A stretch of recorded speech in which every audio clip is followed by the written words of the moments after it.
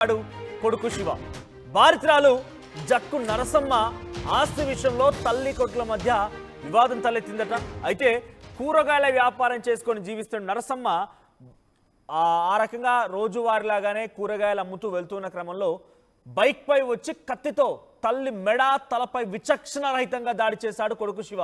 నరసమ్మ పరిస్థితి ప్రస్తుతం విషమంగా ఉంటూ తెలుస్తోంది. కాకినాడ హాస్పిటల్కి తరలించారు. ఆస్తి తగాదాలే తల్లి కొడుకుల మధ్య విభేదాలకు దారితీశాయి. కక్ష పెంచుకుని ఇక్కడ చూడండి కొడుకు శివ ఇక్కడ కనిపిస్తున్న ఫోటోలో కనిపించే వ్యక్తి కొడుకు. సో ఎంత దారుణం అంటే ఎంత ఆస్తి వివాదాలున్నా, ఎంత విభేదాలున్నా, ఎంత దుర్మార్గమైన, ఎంత అరాచకమైన ఇంత దారుణానికి పాల్పడతాడా? అదే తల్లి గర్భంలో నుంచి కదా వచ్చింది. ఆస్తి వివాదం కోసం తల్లిని ఇంత విచక్షణారహితంగా కత్తులతో మారణాయుధాలతో మెడపైన దాడి చేయడము, తలపై దాడి చేయడం. చూడండి ఇక్కడ లెఫ్ట్ సైడ్ బాక్స్లో మీకు కనబడుతోంది. అక్కడ మీకు కంప్లీట్గా చూపించలేకపోతున్నాం due to some guidelines. మేము ఆ వీడియోని మీకు చూపించలేకపోతున్నాం. బట్ అక్కడ చూడండి రెడ్ కలర్ చొక్కాలో ఉన్నటువంటి ఒక వ్యక్తి అలా కింద పడిపోయినటువంటి తన తల్లిని కత్తితో కొడుతూనే ఉన్నాడు. కంటిన్యూస్గా కత్తితో దాడి చేస్తూనే ఉన్నాడు. బైక్ పై వచ్చి నరసమ్మ కూరగాయలు అమ్మడానికి వెళ్ళింది.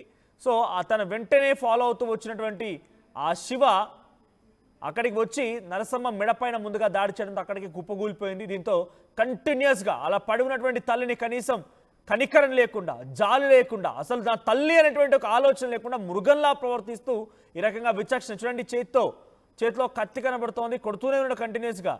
ఒక మటన్ షాప్లో మటన్ కొట్టే వ్యక్తిలాగా కంటిన్యూస్ కొడుతూనే ఉన్నాడు. ఆ తల్లి గాయాలతో రక్తపు మడుగులో కొట్టుమిట్టాడుతూ అలా పడిపోయింది.